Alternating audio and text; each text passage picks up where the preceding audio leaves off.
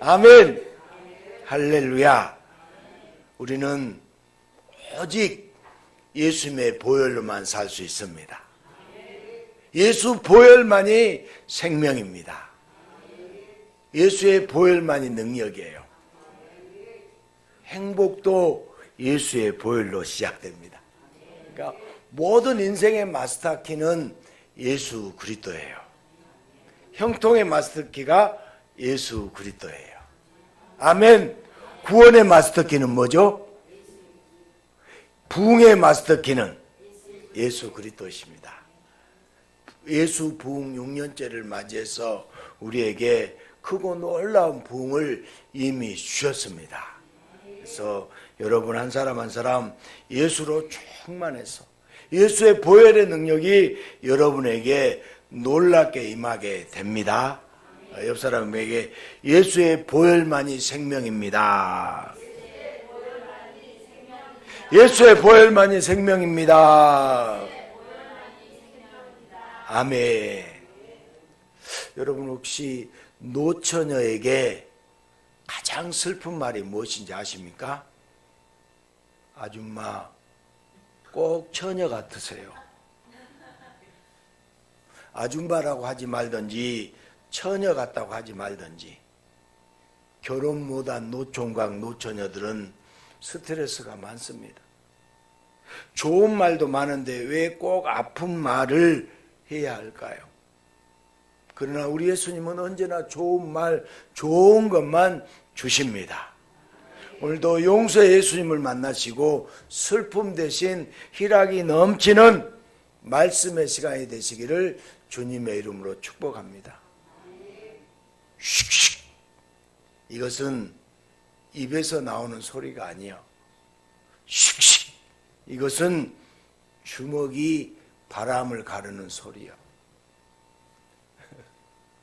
이것은 2004년에 개봉되었던 목포는 항구라는 영화의 명대사 중에 하나입니다. 꽤 오래되었는데도 이 영화 대사의 패러디가 수없이 나오고 있습니다. 그 내용도 재밌습니다. 범죄 조직을 소탕하기 위해서 조직원으로 잠입한 형사가 범죄 조직 두목의 인간미에 반하게 됩니다. 그리고 범죄 조직 두목을 체포해야 하는 형사와 조직 두목을 진짜 형님으로 모시고 싶은 범죄 조직원, 이 두 역할 사이에서 갈등하는 이야기입니다. 영화 속에서 두목을 배신하는 나쁜 조직원도 등장하는데 조직 두목 입장에서는 조직에 잠입한 형사가 적인지 동료인지, 또한 배신하는 조직원이 동료인지 적인지 매우 고민스럽습니다. 도대체 누가 아군이고 누가 나쁜 적군일까요? 단순히 영화 이야기가 아니라 오늘날 현대를 살아가는 현대인의 삶도 적군과 아군의 구분이 매우 어렵습니다. 그토록 가깝게 지냈던 사람이었는데 믿는 도끼에 발등을 찍히는가 하면, 여러분 발등 찍힌 적 있나요? 정말 그 사람은 믿었는데 발등 찍힌 일이 있어요. 전혀 친구가 될 수 없는 껄끄러운 사람과 손을 잡게 될 때도 있습니다. 적대시했던 사람의 도움을 받을 때도 있죠. 인생을 살면 살수록 적과 동료의 구분이 점점 더 모호해집니다. 적을 구분하지도 못하면 언제 날아올지 모르는 비소가 뒤통수를 간질거립니다. 도대체 인생에서 누가 원수이고 누가 친구이며 누구를 내 편에 두고 누구를 멀리해야 하나요? 이런 인간관계 하나만으로도 오늘날 사는 사람들은 머릿속은 터지기 일보 직전입니다. 그나마 오늘 다윗은 적과 동료의 구분이 비교적 쉬울 것 같아요. 지금 누가 다윗에게 적이고 원수입니까? 두말할 것도 없이 반역을 꾀했던 자들과 반역에 동조한 무리들과 또한 다윗을 향하여 그토록 욕하고 저주했던 시므이가 적이요 원수잖아요. 특히나 시므이는 정말 나쁜 놈이고 죽일 놈이에요. 남이 힘들고 남이 어려울 때 오히려 그 틈을 노리고 욕하고 저주하며 상처를 후벼 파는 놈이 바로 시므이예요. 게다가 뻔뻔하기까지 한 게 상황이 변하자마자 엎드려 용서를 빌면서 무리를 이끌고 와서는 은근히 협박하듯 합니다. 왼수 같은 시므이와는 달리 수르와의 아들 아비새는 언제나 다윗의 곁을 지키는 신하 중의 신하이고 충신 중의 충신입니다. 그렇다면 다윗은 충신 아비새와 그의 편에 서 있는 자들에게 충분한 상을 내려야 되잖아요. 그리고 시므이와 그의 편에 선 자들은 엄하게 벌을 주어야 되잖아요. 특히나 나라의 혼란을 막 극복한 시점에서는 상과 벌을 구분짓는 농공행상이 분명해야 다윗의 나라가 더 든든한 반석 위에 더 튼튼히 설 수 있습니다. 지금 다윗이 신경 쓸 일은 백성들의 인기가 아니라 원수와 친구, 적과 동료를 명확하게 구분해야 됩니다.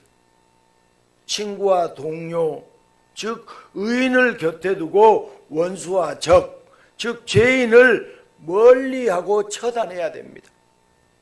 그런데 오늘 다윗은 오히려 시므이를 두둔하며 아비새를 책망하는 것 같습니다. 이러한 다윗의 언행을 우리가 어떻게 이해해야 될까요? 쉽지 않은 적군과 아군의 구분. 그러나 하나님께서 지으신 태초의 에덴 동산에서는 적군과 아군을 구분할 필요가 없었습니다. 모든 피조물이 하나님의 의지대로 창조된 아름다운 피조물이었습니다. 특별히 인간은 하나님을 닮은 피조물로서 언제 어디서나 누구에게 무엇을 하든 하나님의 영광을 드러내는 모든 사람의 친구였어요. 그러나 인간의 마음에 나만의 편을 만들고 싶은 탐욕이 조금씩 자리 잡았습니다. 그때를 놓치지 않고 사단이 인간에게 다가와 친구인 척 유혹할 때 인간은 하나님 외에 자기 편을 만들기 위해서 뱀, 그 사탄의 말을 따랐어요. 하나님 편을 떠나 사단의 편에 서면서 인간은 타락의 능매에 빠졌어요. 그렇게 타락한 인간은 선악과 사건의 책임을 저 여자 때문이라고, 저 뱀 때문이라고 돌려버렸어요. 저 여자는 누구예요? 뼈 중에 뼈요 살 중에 살이라고 애찬했던 자신의 배필마저도 친구에서 적으로 돌려버립니다. 가장 가까운 사람을 배신하고 가장 가까운 이에게 배신당한 타락한 인간은 누가 적이고 누가 동료인지 헷갈리는 삶을 살아갑니다. 자신만의 편을 만들고 싶어서 하나님을 떠났는데 안타깝게도 인간은 영원한 자신의 편인 하나님을 잃어버렸어요. 확실한 자기 편 없이 가까운 친기를 핑계거리로 팔아먹고 동료인 줄만 알았는데 등에 칼을 맞는 비참한 나날이 타락한 인간들의 현실입니다. 다윗은 원수와 친구를 쉽게 구분할 것처럼 보였지만 막상 그렇지도 않은 것 같습니다. 누가 보더라도 시므이는 죽여야 되잖아요. 자기를 배신하고 자기를 욕하고 저주한 사람이 시므이예요. 그러니까 시므이를 죽이거나 벌 주고 아비새는 상을 줘야 됩니다. 그런데 엉뚱하게도 다윗은 아비새에게는 원수가 된다고 하고 시므이에게는 죽지 않을 것이라고 맹세를 해줘요. 적에게 아량을 베푸는 것까지는 매우 넓은 포용력으로 생각할 수도 있겠지만 아군, 그것도 충신 중에 충신을 원수처럼 취급하면 안 되는 것 아닌가요? 벌을 제대로 주지 않으면 기강이 해이해질 수도 있습니다. 그리고 상을 제대로 주지 않으면 웅성거림이 있을 수 있잖아요. 이러한 혼란 속에서는 간신히 평정한 반란이 또다시 고개를 들 수 있습니다. 도대체 하나님은 다윗에게 어떻게 역사하시는 걸까요? 하나님은 다윗에게 용서의 마음을 주세요.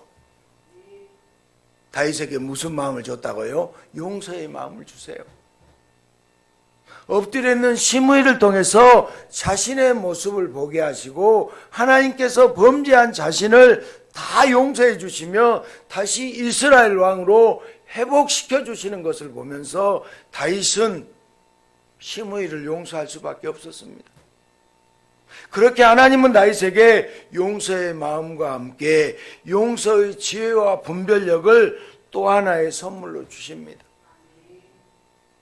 그래서 다윗은 누가 진짜 원수가 되는지, 누구 편에 서야 하는지 정확하게 보게 됩니다. 죄인의 처벌을 요구하는 아비새와 아비새 편 사람들은 자신의 기득권을 지키기 위한 야심과 야욕을 파악하게 돼요. 그리고 보복의 두려움에 떠는 시므이와 그의 사람들을 보며 왕은 저들의 편에 서야 함을 하나님께서 깨닫게 해주십니다. 하나님은 다윗에게 원수를 용서하여 동료를 만들어 새로운 나라의 기틀을 모두가 함께 다져가도록 놀라운 역사를 행하십니다. 성경은 오늘 다윗의 모습을 통해서 오실 예수님이 어떤 분인지를 말하고 있습니다. 예수님은 이해득실이나 겉으로 보이는 대로 친구와 원수를 구분짓지 않으세요. 예수님은 하나님의 나라에 합당한 자와 그렇지 않은 자로 나누시되 하나님의 나라에 합당한 자를 친구로 삼으시고 그렇지 않은 자를 원수로 여기세요. 하나님 나라에 합당한 자는 죄인이라는 낙인이 찍혀서 어디에도 손을 내밀지 못하여 예수님께 가는 자를 곧 회개하는 자들이에요. 반대로 하나님 나라에 합당하지 않은 자는 예수님께 나오지도 않으면서 죄인이 회개하기 위해서 예수님께 오는 것을 방해하는 자들, 곧 스스로가 의인이라고 생각하는 자들이에요.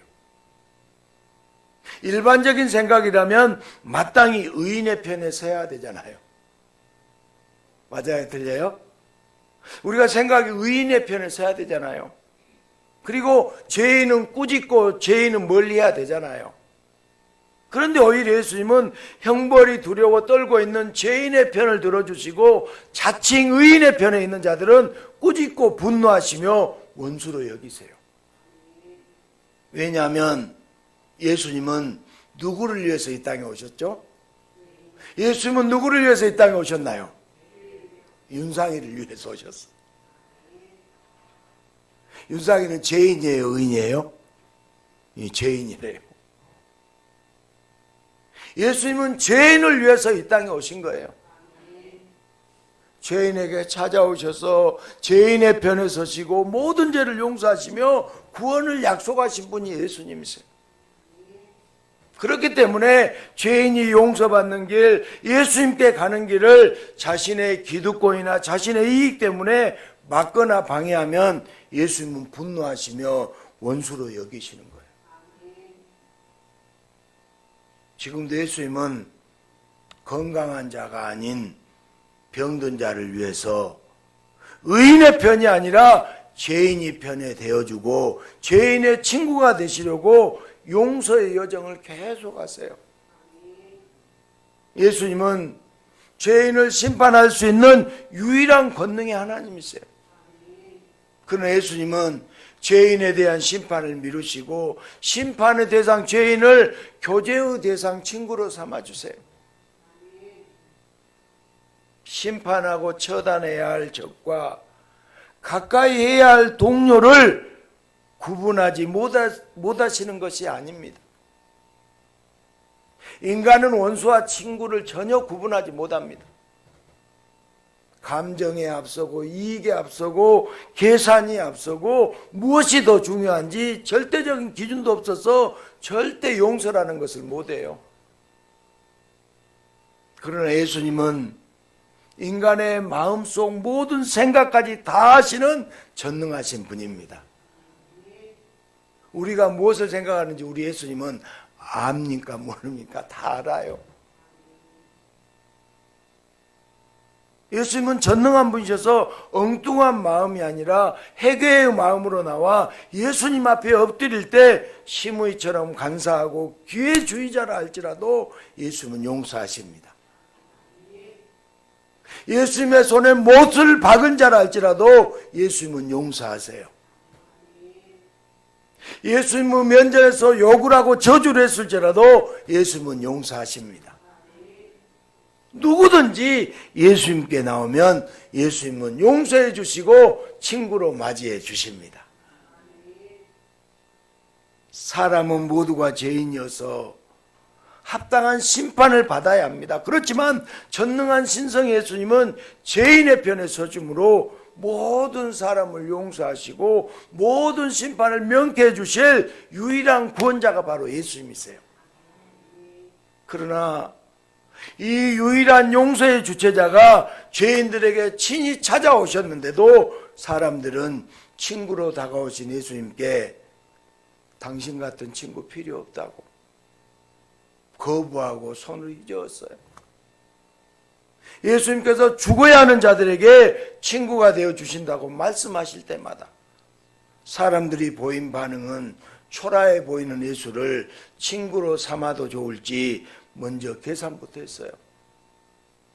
예수님께서 죄인의 편에 서서 죄를 용서해 주신다고 말씀하실 때마다 나사렛 출신 무지랭이에게 무슨 죄를 사할 수 있는 고난 따위가 있느냐고 분노하며 비웃었어요.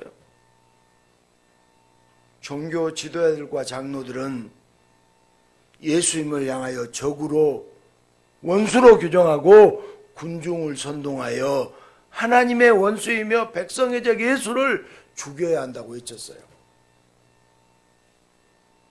당장 뒤돌아서면 배신할 수 있고 원수가 될 수 있는 인간끼리 죄악의 힘을 모아서 예수님을 거부하고 영원한 구원자를 적으로 여겼습니다. 영원한 친구를 버려버린 안타까운 인간들은 친구로 찾아오신 예수님을 외면하고 원수 취급하며 예수님께 아픔과 상처만 깊이 새기고 있습니다. 그럼에도 예수님은 인간들에게 찾아와서 거부하고 욕하고 저주한 우리들에게 예수님은 찾아와서 친구가 되어주기를 멈추지 않으십니다. 예수님은 누구 편이신가요? 어느 편 누구의 편이 되시는지 예수님은 애매하거나 헷갈리게 말씀하지 않으시고 단번에 칼로 자르듯 확실하게 말씀하세요. 우리 마태복음 11장 16절부터 19절 말씀을 한번 읽겠습니다. 시작. 이 세대를 무엇으로 비유할까?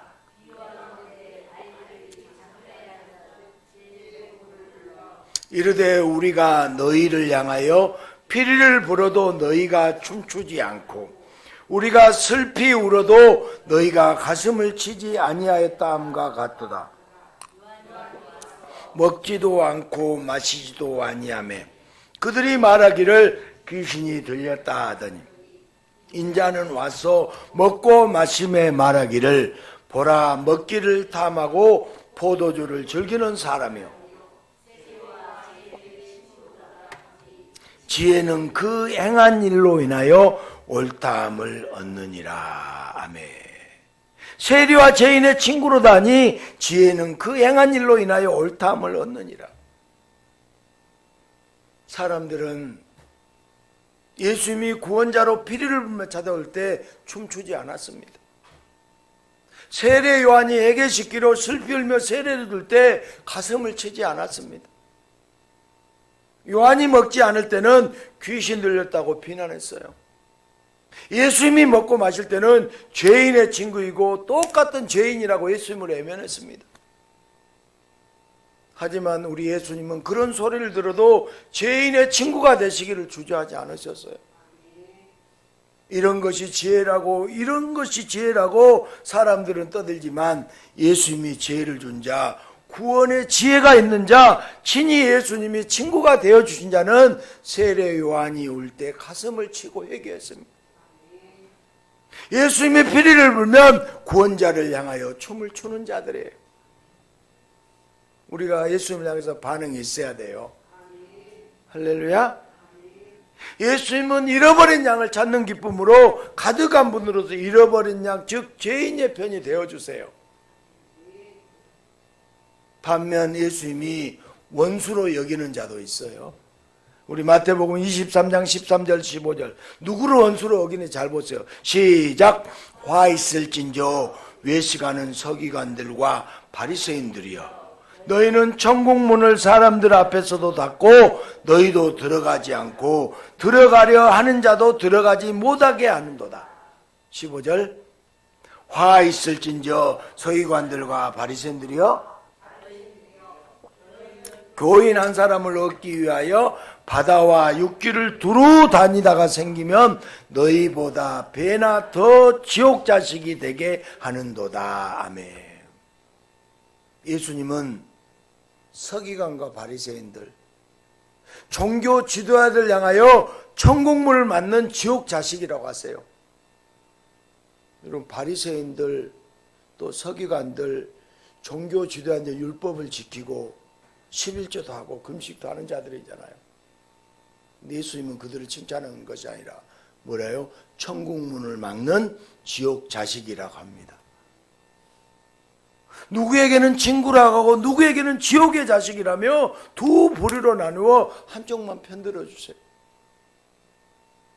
예수님이 나누는 기준은 인간의 기준과는 완전히 다르잖아요. 우리는 착각할 때가 많이 있어요.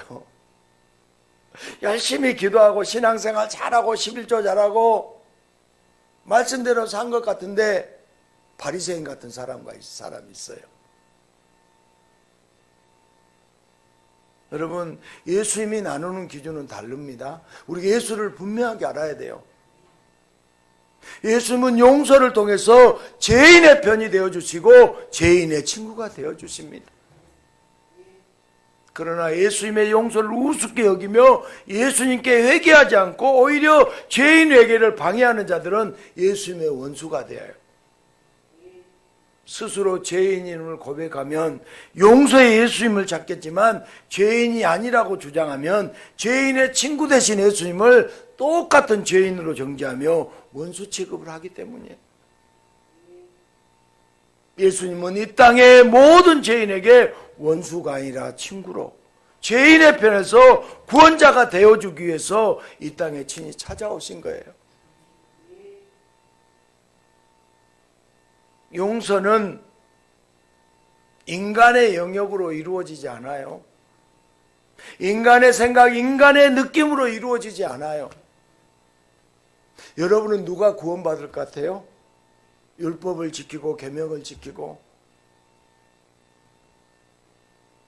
새벽기도도 빠지지 않고 술도 마시지 않고 거룩하게 산 자를 구원할 것 같습니까? 그 인간의 생각이라고요.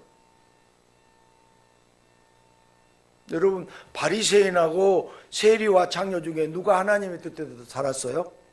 바리새인이잖아요. 성경도 있고 새벽기도도 하고 금식도 하고 11조도 하고.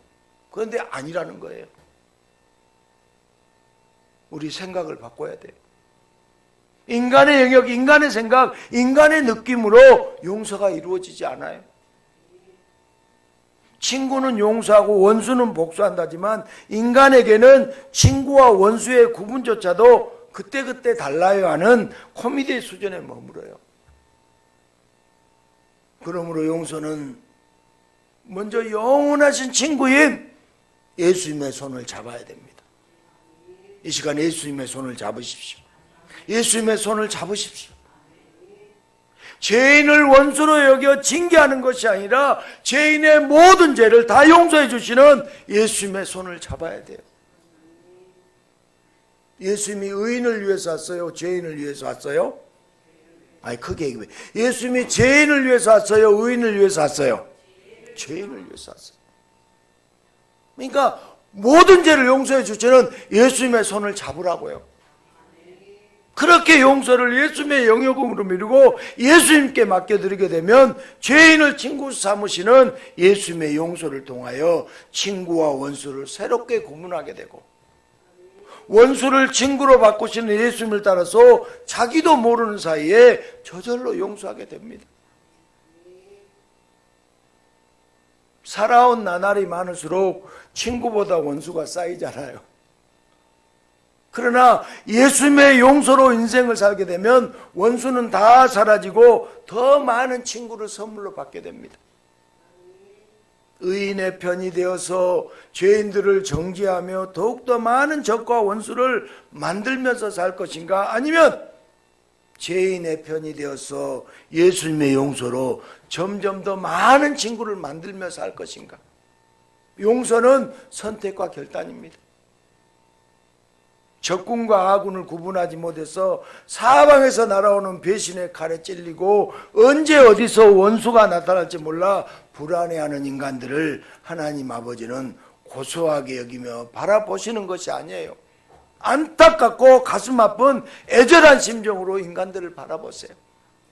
그리고 하나님 아버지는 친구를 잃어버린 인간에게 용서에 누구를 보내주세요? 예수님을 보내주십니다. 저와 여러분에게 예수님을 보내주세요. 죄인의 편에 서서 친구가 되어주시고 모든 죄를 용서하시는 예수님을 따라 진짜 원수와 진짜 친구를 구분하게 하십니다. 그래서 원수가 늘어나는 끔찍한 삶에서 벗어나 친구가 늘어나는 기쁨의 삶을 살게 하십니다. 온 세상이 버린다 할지라도 결코 돌아서지 아니하시는 용서의 예수님께서 영원한 친구가 되어주셔서 하나님 아버지는 인간들에게 친구 하나 없는 외로움과 믿을 친구 없는 불안함을 끝낼 수 있게 해주세요. 예수님을 보내신 하나님 아버지의 크고도 놀라운 사랑은 하나님의 원수가 되어 심판을 받아야 할 인간들에게 하나님 편이 되어 천국의 초대를 받는 유일하며 확실한 구원의 약속입니다. 할렐루야. 솔직히 이 사건 이유를 보면 다윗이 시므이를 완전하게 용서했다고 보기는 어려워요. 왜냐하면 솔로몬에게 왕위를 물릴 때 시므이를 죽이라는 유언을 다윗이 남겨요. 그러나 다윗은 오늘의 본문에서만큼은 분명히 시므이를 용서하고 지나갑니다.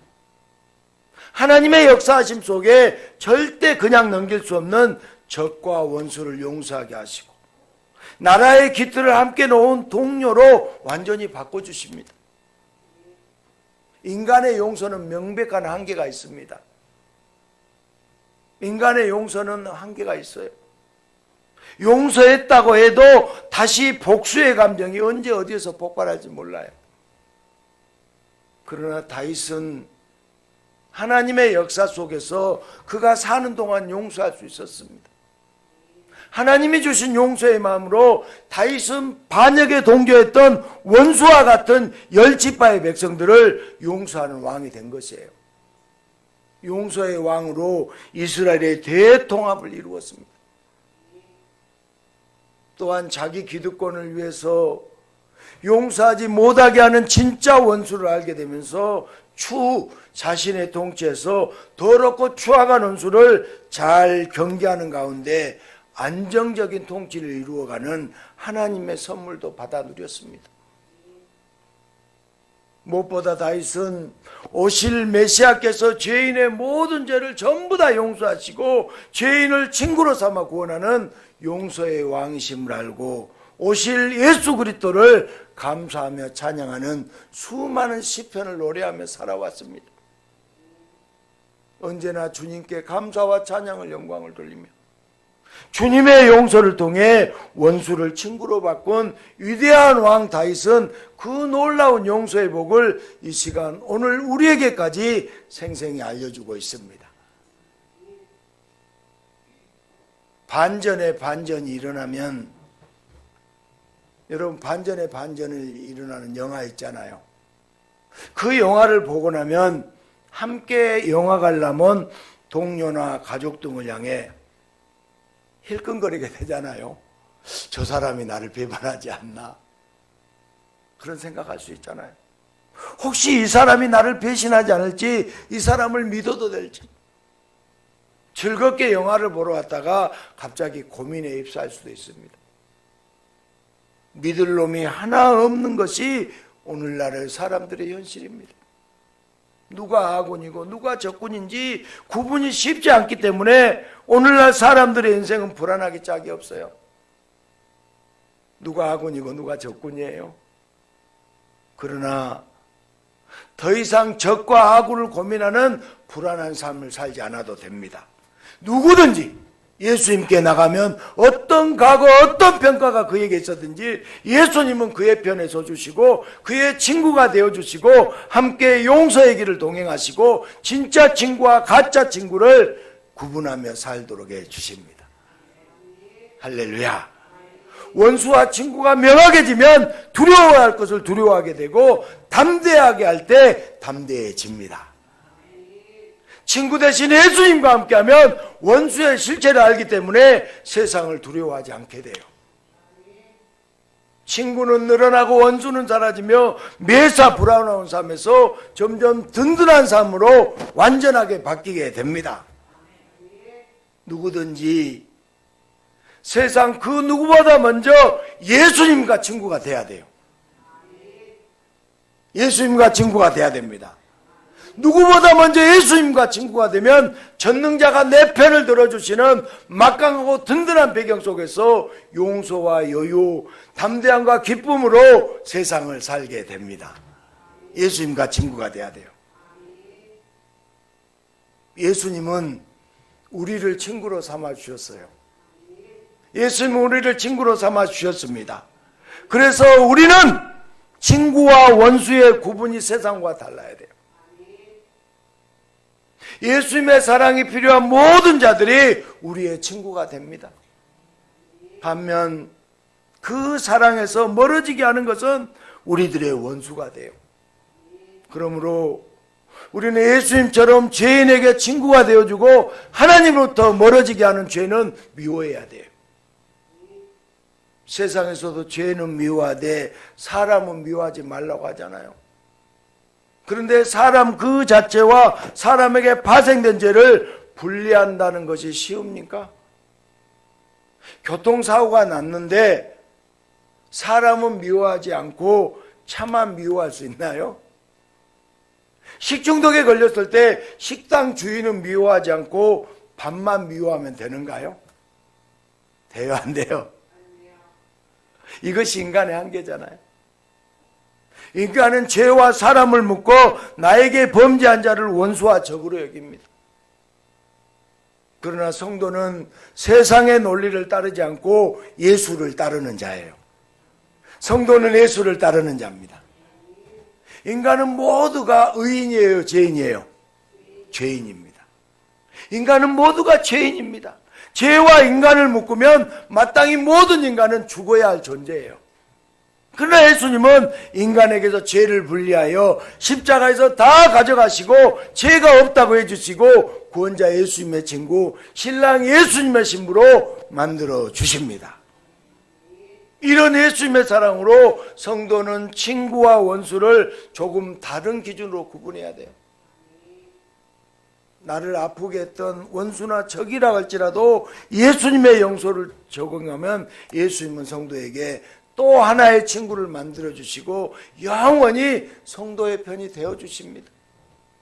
예수님과 함께 친구와 원수를 복음으로 구분하며 예수님처럼 기꺼이 죄인에게도 친구가 되어주는 자, 그가 바로 예수님의 성도예요. 사랑하는 여러분, 우리의 삶을 뒤돌아보면 나의 기분이 나쁘다고 상대를 원수로 대하고 나에게 유익이 없다고 적으로 대하려 했던 게 솔직한 우리의 모습이잖아요. 나에게 유익이면 친구고 나에게 유익이 없으면 적으로 대적했던 것이 우리들의 모습입니다. 그러나 예수님은 기분이나 유익에 따라서 우리를 대하지 않으십니다. 우리는 예수님 앞에서 어떤 변명을 갖다 붙여도 죽음을 피할 수 없는 범죄한 존재, 죄인이에요. 그러나 예수님은 이 땅에 내려오셔서 누구 편에 서주세요? 죄인의 편에 서주시고 인간은 불가능한 용서를 베푸시고 나의 편, 내 친구가 되어주신 분이 예수님이세요. 이런 예수님의 용서를 먼저 경험했기 때문에 우리도 예수님과 함께 죄인의 편에 서야 합니다. 누구 편에 서라고요? 죄인의 편에 서야 돼요. 적과 원수를 정죄하기보다 용서할 수 있어야 돼요. 의인의 편에 설수록 상대를 정죄하면서 죄인의 편에서는 예수님까지 원망하게 되는 것입니다. 나 홀로는 용서할 수 없어요. 반드시 예수님이 필요합니다. 세상 모두를 적으로 놀려도 예수님만 내 편이면 돼요. 그러나 세상 모두가 내 편이라도 예수님에게 등을 돌리면 언제 배신당할지 모르는 문이뿐인 내 편, 내 친구들과 적과의 동침이 될 뿐이에요. 오늘 다윗은 죄인 시므이 편에 섰잖아요. 오히려 충신 아비새를 원수대하듯 책망했어요. 세상의 입장에서는 있을 수 없는 일이잖아요. 그러나 예수님의 용서를 가지고 시므이 편에 섰던 다윗에게 예수님도 다윗의 편이 되어주셔서 그의 왕국과 통치를 굳건하게 지켜주셨습니다. 우리는 분명히 선택해야 됩니다. 우리는 분명히 선택해야 돼요. 예수님 편이 될 것인가 아니면 예수님과 등길 것인가. 예수님의 용서를 가지고 죄인의 편에 서는 것, 그것이 예수님 편이 되는 길이에요. 어렵죠? 쉬워요? 어려워요? 쉽지 않습니다. 어떻게 죄인의 편에 설 수 있어요? 그러나 예수님의 용서를 가지고 죄인의 편에 서는 것, 그것이 예수님의 편이 되는 것이라고요. 우리는 나도 모르게 나의 편과 적의 편을 가를 때가 많이 있습니다. 그러나 이제는 내 편, 네 편으로 나누는 것을 멈춰야 됩니다. 오늘 다윗처럼 우리는 기도해야 돼요. 이전에 기도는 원수를 망하게 하고 우리 편을 잘 되게 하는 그런 기도였잖아요. 오늘 용서의 4번째 말씀을 전하고 있어요. 우리는 누구처럼 기도해야 돼요? 다윗처럼 기도해야 됩니다. 다윗도 용서가 쉬웠을까요? 안 쉬웠을까요? 쉽지 않았습니다. 그래서 다윗은 언제나 주님을 먼저 찾았어요. 우리 역시 적과 원수를 정죄하고 욕하며 저주하기 전에 친구 대신 예수님을 먼저 찾으며 기도해야 됩니다. 예수님은 죄인도 원수도 친구로 변하게 하세요. 용서할 수 있도록 예수님이 인도해 주실 때 세상이 말하는 불가능이 가능으로 변하는 기적 가운데 세상 사람들까지도 살면서 이런 일도 다 했네, 이런 고백을 하게 됩니다. 내 원수를 갚아달라는 유치한 기도 대신 내 친구 예수님을 찾는 기도를 해야 돼요. 우리 2026년 편 예수를 찾고 예수를 구하는 기도를 해야 된다고 했잖아요. 온 세상이 날 버려도 친구 대신 예수님은 절대 우리를 버리지 않으십니다. 그렇게 내 곁에서 나를 용서하시고 나를 사랑하시는 그 예수님을 기도 가운데 발견하게 된다면 우리는 저절로 용서의 길을 가게 됩니다. 다윗을 강권하여 용서의 길로 인도하셨듯이 예수님께서 우리도 용서의 길로 이끌어 주십니다. 언제 어디서 무슨 일이 있든지 예수님을 먼저 찾으면 원수가 친구로 변하고 복수의 인생이 바뀌어 용서의 인생이 됩니다. 사랑하는 여러분, 우리 모두 예수님과 함께 세상 모두를 친구로 만드는 기쁨의 한 주간이 되시기를 예수님의 이름으로 축복합니다.